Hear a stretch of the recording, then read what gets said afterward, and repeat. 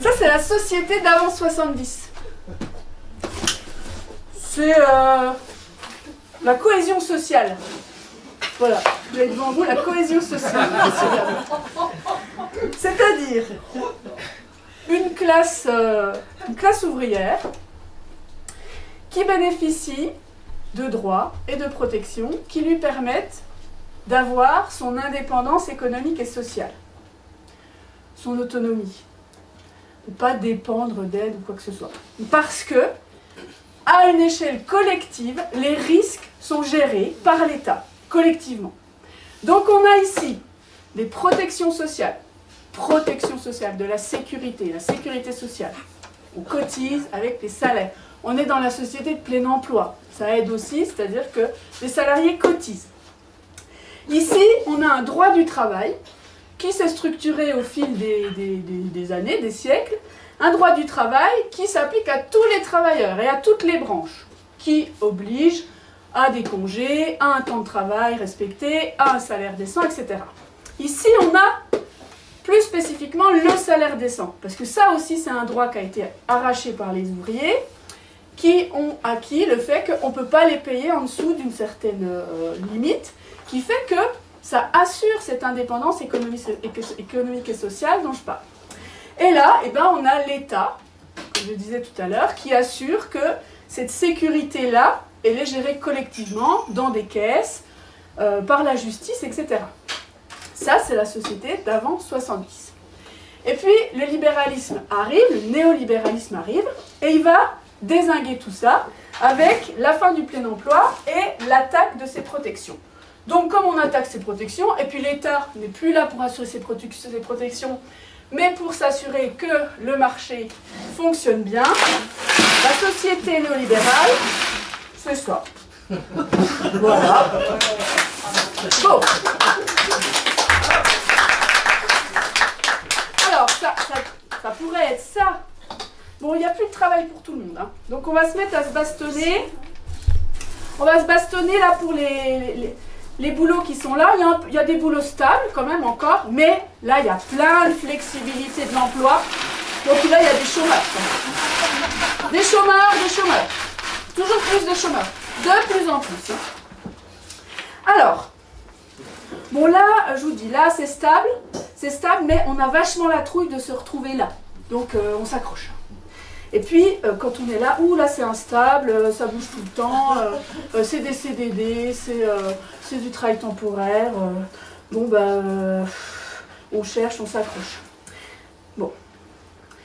Quand je vous parle de la lutte des places, Goldjak, ce qu'il explique, c'est que on va entrer effectivement en compétition entre précaires, mais pas avec les mêmes cartes en main, pas avec les mêmes atouts.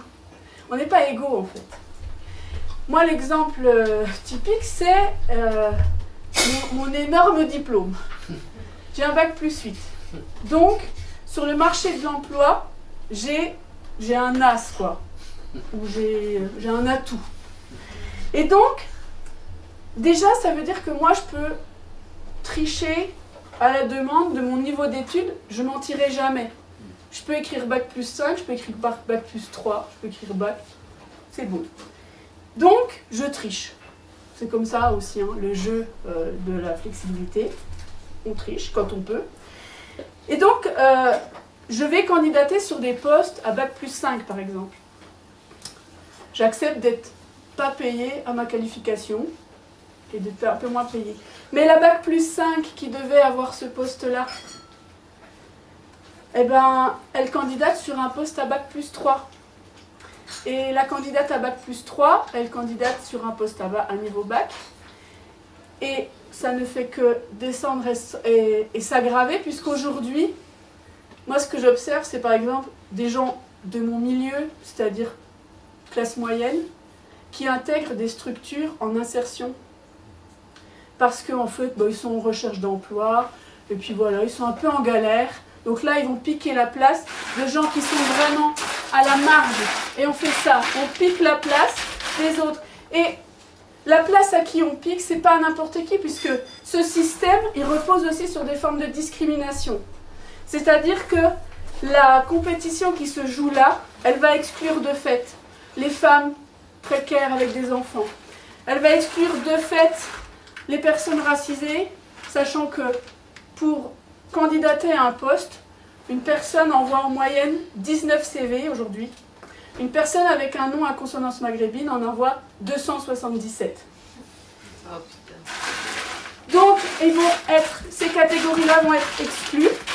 Alors, il n'y a pas besoin de péter. Alors, le droit du travail est attaqué, les protections sociales sont attaquées, sont en train d'être dégommées. Mais pour autant, la flexibilité du travail, elle a été mise en place. Parce que on peut garder des protections sociales, mais créer des nouveaux statuts. Et les nouveaux statuts, c'est les statuts d'auto-entrepreneur. Les statuts, c'est toute l'ubérisation qui va faire aussi que l'exclusion, elle va se jouer sur ces nouveaux emplois qui ne protègent pas. Bon, tout est éclaté, hein, on est d'accord. Alors à la limite, bon là c'est là où sont les travailleurs sociaux. Hein. Voilà, ils sont là, ils essaient. Parce que tous ceux qui tombent là, c'est les suicides. Voilà, là c'est les suicides. Je déconne pas. Hein. Et là, vous avez les travailleurs sociaux qui font, oh putain, non, ils n'ont plus de moyens, démarche qualité, là, ils n'ont plus de moyens, mais ils essaient de sauver les meubles. Et puis, bon, bah, là, on continue à se bastonner. Et puis, on continue à se bastonner, puis, non, de temps en temps, quand on a les bons atouts, hein, quand on a les bonnes cartes, on quitte le marché du travail. Oh non, on va créer un petit collectif autonome. Là. Voilà, on est bien. Oh, puis on va s'entraider, hein. On est solidaires. Oh là là, on est bien. Oh là là. On va créer un collectif là aussi, on va faire une AMAP.